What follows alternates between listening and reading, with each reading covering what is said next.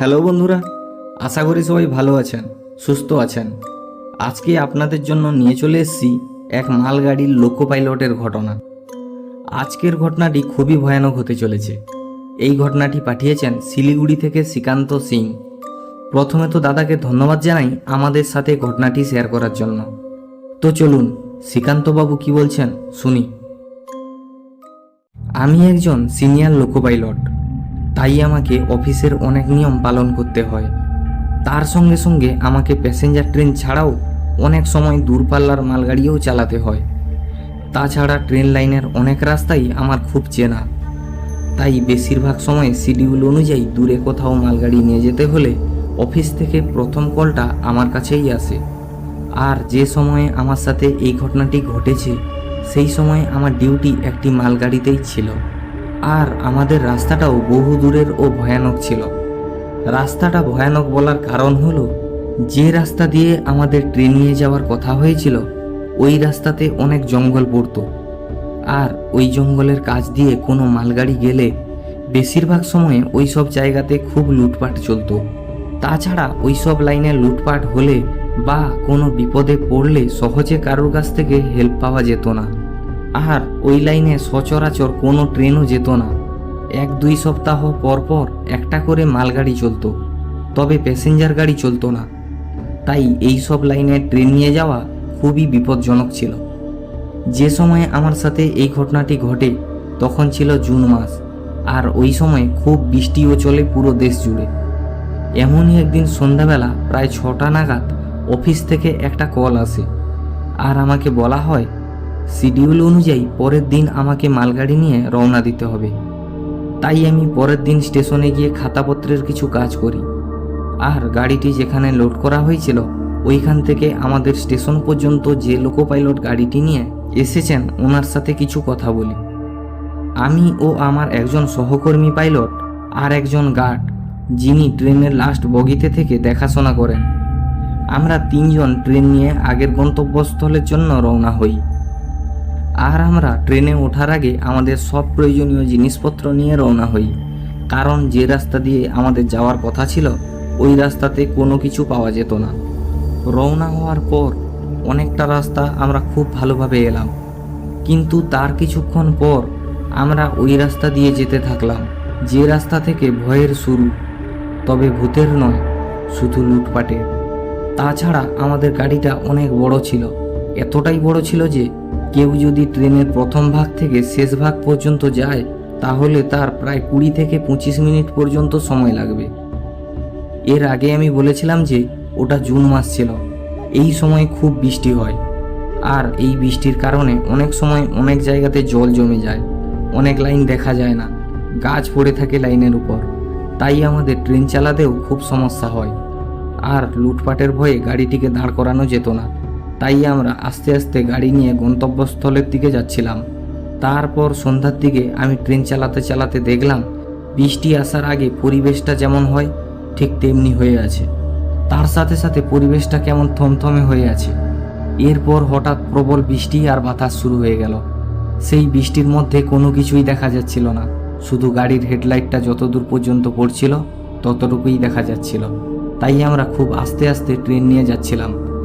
কিন্তু কিছু দূর যাওয়ার পর আমরা দেখলাম ট্রেন লাইনের উপর একটা বড় গাছ পড়ে আছে, আর ওই গাছটাকে না সরানো পর্যন্ত ট্রেন নিয়ে যাওয়া যাবে না। তাই আমি বাধ্য হয়ে ট্রেন থামালাম। ট্রেন থামানোর পর পেছন বগি থেকে গার্ড আমাকে অকিটকিতে জিজ্ঞাসা করলেন, স্যার ট্রেন কেন দাঁড় করালেন? আমি ওনাকে সব কিছু বললাম। তখন উনি আমাকে বললেন, তাহলে এবার কি করবেন? তখন প্রায় রাত 3টা বাজে। তাই আমি ওনাকে বলি, সকাল হতে তো আর বেশি দেরি নেই, এখন চুপচাপ করে বসে থাকুন, যদি কোনো প্রবলেম হয় তাহলে আমাদের সাথে যোগাযোগ করবেন। আমার কথা শেষ হতে উনি বললেন, বর্তমান কোনো প্রবলেম নেই, কিন্তু কোনো প্রবলেম হলে অবশ্যই জানাবো। এটা বলার পর আমরা কথা শেষ করি। এরপর আমি ফ্লাস্ক থেকে চা আর কিছু খাবার বের করে খাওয়া শুরু করি। তার কিছুক্ষণ পর আমরা হঠাৎ করে একটা আওয়াজ শুনি। আওয়াজটা শুনে মনে হচ্ছিল কেউ যেন কোনো বড় জিনিস দিয়ে ট্রেনের বগিতে মারছে। আমরা ভেবেছিলাম কেউ হয়তো ট্রেনের বগির দরজা খোলার চেষ্টা করছে। এই শব্দটা শোনার পর আমি তাড়াতাড়ি করে গার্ডকে অকিটকিতে কল করি আর ওনাকে বলি, গার্ড মশাই, আপনি তাড়াতাড়ি যান, দেখুন কোথা থেকে শব্দটা আসছে। আমার কথা শেষ হতে উনি বললেন, স্যার আমি একা যাব? আমি বললাম, আপনি আপনার হাতিয়ারটা নিয়ে বেরিয়ে আসুন, আমরা এদিক দিয়ে যাচ্ছি।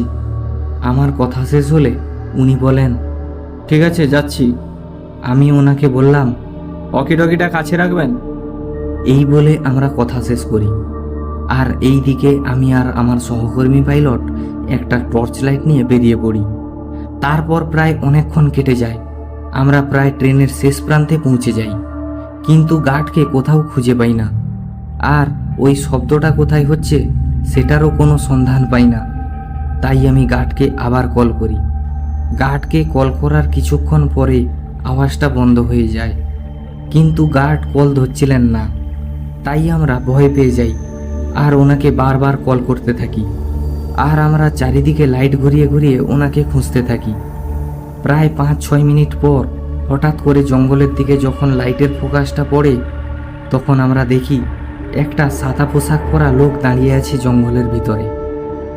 আমরা ভাবি ওখানে হয়তো গার্ড দাঁড়িয়ে আছেন, তাই আমরা ওনাকে ডাক দেই, কিন্তু কোনো সাড়া পাইনি।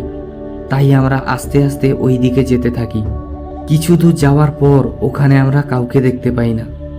আর কাউকে দেখতে না পেয়ে আমরা ওনাকে আবার কল করি। এইবার কলটা ডিসকানেক্ট হয়নি, কলটা কানেক্ট হয়েছিল। কিন্তু আমি কথা বললেও ওই সাইড থেকে কারোর কথা আসছিল না, শুধু মনে হচ্ছিল কেউ যেন হাঁটাহাঁটি করছে। আর কোনো ছুরি দিয়ে পাথরের ওপর ধার দিলে যেমন আওয়াজ হয় তেমনি আওয়াজ আসছে।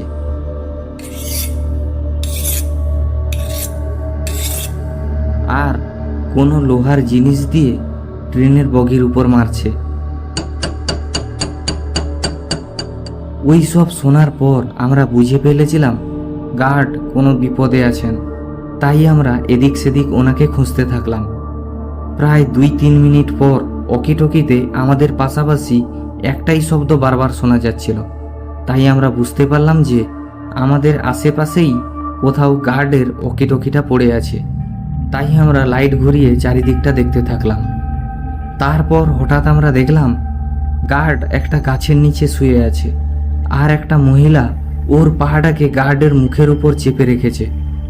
আর ওই মহিলাটা অনেক লম্বা, ওর চুলগুলো অনেক বড়, ওর সাদা মুখে রক্ত লেগে আছে, ওর একটা হাত নেই, ওর পুরো মুখটাতে কাটা কাটা দাগ, ওই দাগ থেকে রক্ত পড়ছে। আর আমাদের লাইটের ফোকাসটা ওর উপর পড়তেই ও আমাদের দিকে ছুটে আসছে চিৎকার করতে করতে।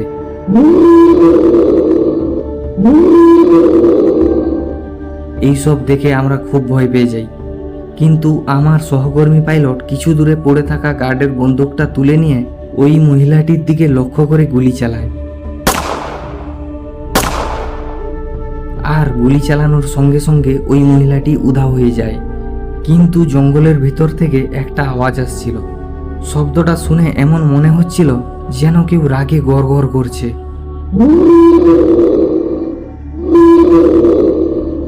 আর চিৎকার করছে। সেই কারণে আমার সহকর্মী পাইলট আবার অন্ধকারে গুলি চালায়। আর গুলিটি চালানোর সঙ্গে সঙ্গেই শব্দটা বন্ধ হয়ে যায়। এরপর আর একটুও দেরি না করে আমরা গার্ডকে তুলে ট্রেনের কাছে নিয়ে আসি। ট্রেনের কাছে নিয়ে এসে আমরা ওনার জ্ঞান ফেরাই এবং ওনার কোথাও লেগেছে কিনা তা দেখি। কিন্তু ভগবানের অশেষ কৃপা যে গার্ডের কোনো ক্ষতি হয়নি। তাই আমরা গার্ডকে ট্রেনে তুলে ট্রেনটাকে চালু করি আর ওই গাছটার উপর বারবার ধাক্কা দিয়ে গাছটাকে কোনো রকম লাইন থেকে সরাই আর ট্রেনের স্পিড বাড়িয়ে ওখান থেকে বেরিয়ে আসি। তারপর সকাল হওয়ার পরে আমরা একটা স্টেশনে দাঁড়িয়ে খাবার ও চা খাই। তারপর একটু রেস্ট নিয়ে আবার রওনা হই। তবে তখন আর বেশি রাস্তা বাকি ছিল না, তাই আমরা 1 থেকে 2 ঘন্টার মধ্যে ট্রেনটাকে তার গন্তব্যস্থলে পৌঁছে দেই। এটা ছিল আমাদের সঙ্গে হয়ে যাওয়া একটা ভয়ানক ঘটনা, কিন্তু আমরা এখনও বুঝতে পারিনি যে ওই দিন আমরা ওটা কি দেখেছিলাম আর কেনই বা আমাদের সঙ্গে এমনটা হলো তা আজও অজানা। তো বন্ধুরা, এই ছিল আজকের ঘটনা। আপনারা চাইলে আপনাদের সাথে ঘটে যাওয়া ঘটনাগুলি অশরীরীর ডাকে শেয়ার করতে পারেন। তার জন্য আমি ডেসক্রিপশন বক্সে আমাদের জিমেল আর হোয়াটসঅ্যাপ নাম্বারটি দিয়ে রেখেছি। আর বন্ধুরা, এই ঘটনাটি আপনাদের কেমন লাগলো তা কমেন্ট করে বলুন। ভালো লাগলে অবশ্যই ভিডিওটিতে একটি লাইক করে তাড়াতাড়ি চ্যানেলটি সাবস্ক্রাইব করে নোটিফিকেশন বেলটি অল করে নিন। আজকে এই পর্যন্ত, দেখা হচ্ছে পরের ভিডিওতে আপনাদের পাঠানো কোনো সত্য ঘটনা নিয়ে। ততক্ষণ সবাই ভালো থাকুন, সুস্থ থাকুন। শুভরাত্রি।